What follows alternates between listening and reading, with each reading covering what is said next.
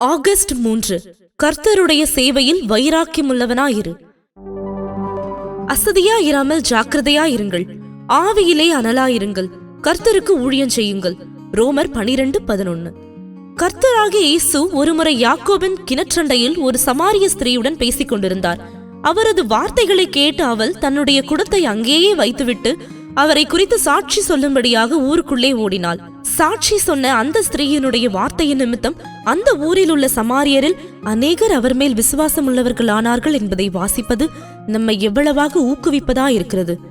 அதற்கு நேர்மாறாக சீஷர்கள் என்ன செய்து கொண்டிருந்தார்கள் என்று பாருங்கள்.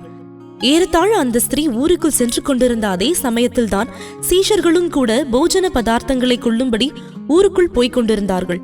சீஷர்கள் மற்றவரை காட்டிலும் அதிகமாய் கர்த்தராகிய இயேசுவுடன் கூட இருந்தபடியினால் அவர்கள் அந்த ஸ்திரீயை விட அதிகமாக அவரை குறித்து அறிந்திருக்க வேண்டும். எது எப்படியாயினும் அதிகபட்சம் இந்த ஸ்திரீ கர்த்தராகிய இயேசுவை ஒரு சில மணி நேரம் மட்டுமே அறிந்திருந்தாள். இருப்பினும் கர்த்தருடைய சேவையை குறித்து அவளுக்கு இருந்த வைராக்கியத்தை பாருங்கள். சமாரிய பட்டணத்தில் சீஷர்கள் சாட்சி கூறியதாகவோ அல்லது அங்கிருந்து யாதொரு ஆத்துமாவையும் கிறிஸ்துவின் பக்கமாக கொண்டு வந்ததாகவோ நாம் காண்பதில்லை. ஆனால் இந்த ஸ்திரீயோ சமாரியரில் அநேகரை அவரண்டை கொண்டு வந்தாள். இப்பொழுதும் கூட பழைய குளிர்ந்த விசுவாசிகளை காட்டிலும் புதிய விசுவாசிகளே பெரும்பாலும் புதிய ஆத்துமாக்களை கர்த்தரண்டை கொண்டு வருவதில் அதிக பாரமுடையவர்களாகவும் கர்த்தருக்கு ஊழியம் செய்வதில் கவனம் உள்ளவர்களாகவும் இருக்கிறார்கள் என்பது எவ்வளவு வினோதமாக உள்ளது.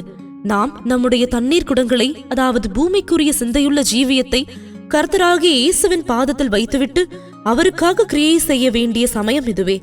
கர்த்தருக்குள் நீங்கள் படுகிற பிரயாசம் விருதாவா இராதென்று அறிந்து நீங்கள் உறுதிப்பட்டவர்களாயும் அசையாதவர்களாயும் கர்த்தருடைய கிரியையிலே எப்பொழுதும் பெருகுகிறவர்களாயும் இருப்பீர்களா. Morning Manna, August 3rd, 2026.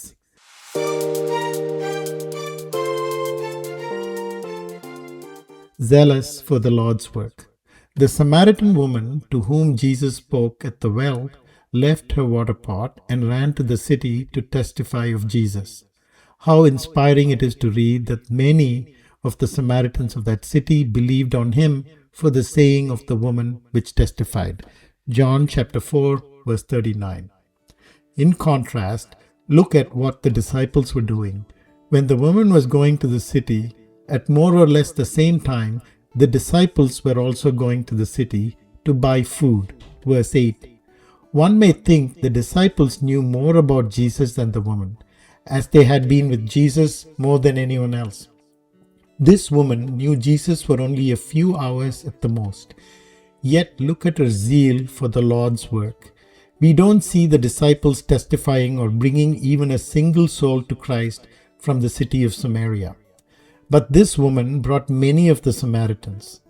How strange that even now it is often the new believers who are more burdened about bringing souls and keen on serving the Lord than the old, cold believers.